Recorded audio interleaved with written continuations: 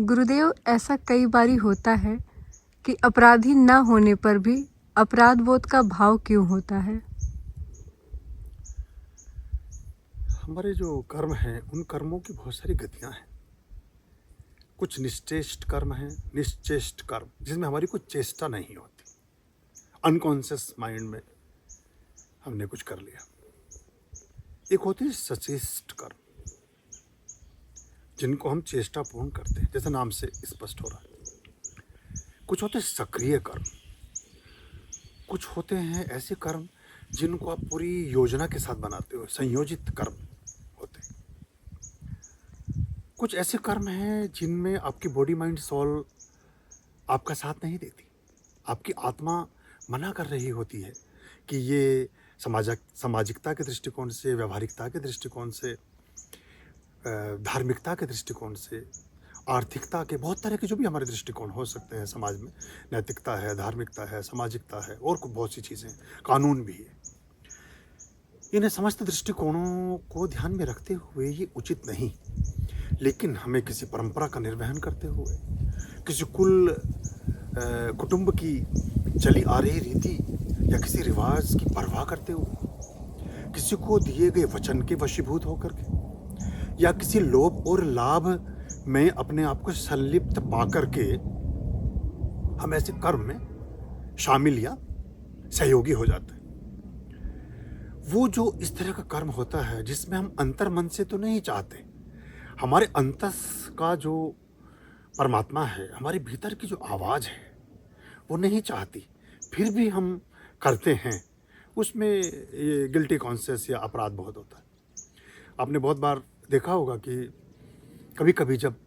बहुमत का प्रश्न आता है या सरकारें बनती हैं, तो उन सरकारों में जब खास तौर से एक दो वोट का फ़र्क रह जाता है या कुछ इस तरह की चीज़ें होती हैं, या किसी विशेष मुद्दे पर, किसी विशेष विषय पर सरकारों के मतदान होते हैं, तब एक प्रश्न आता है। ऐसे लोग जो राजनीति में हैं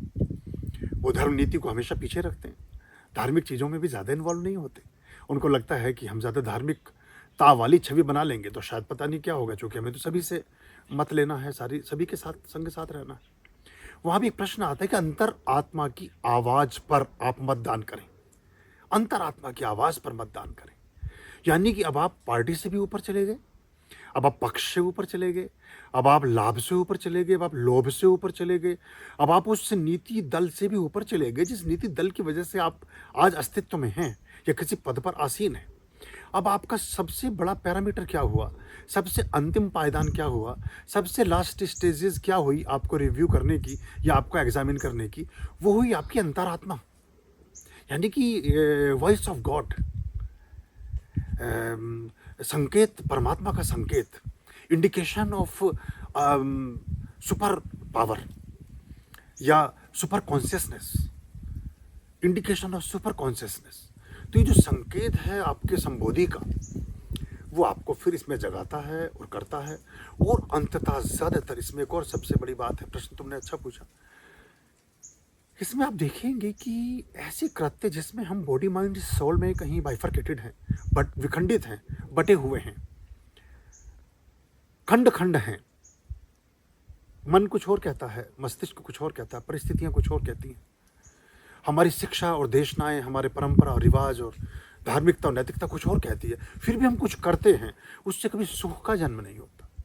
उस कृत्य से कभी शांति का जन्म नहीं होता, उस कृत्य से कभी भी आपको अच्छा अनुभव नहीं होगा। और अगर ऐसे कृत्य निरंतरता के साथ करने पड़ जाएं तो बड़े लंबे समय के बाद आप फ्रस्ट्रेटेड हो जाते हैं, आप अवसाद के शिकार हो जाते हैं, आप मनोवैज्ञानिक रूप से बीमार हो जाते हैं, आप बहुत तरह की बीमारियों की शरण में आ जाते हैं। और कई बार और ज़्यादा अतिरेकता में होने में, ज़्यादा अतिशयता में चले जाने के बाद आप खुदकशी, सुसाइड तक कर लेते हैं, आत्महत्या तक कर लेते हैं। तो हमें हमेशा जो हमारा मन, आत्मा ये कहे, उसकी उसको भी हमें प्राथमिकता देनी चाहिए, उसकी सुननी चाहिए। दिल की आवाज़ सुनो तो हमें उसकी बात का भी सुननी चाहिए। तो हर समय मैनिपुलेशन से, रैकेटिंग से, लाइजनिंग से, बाकी बहुत तरह की चीज़ों से कभी कभी जीवन में वो परम संतोष, परम शांति नहीं आती जिससे हमें वास्तविक सुख और आनंद की अनुभूति होती है। ओम। भार्याम् अभयाम्बां भज रे चित्त सन्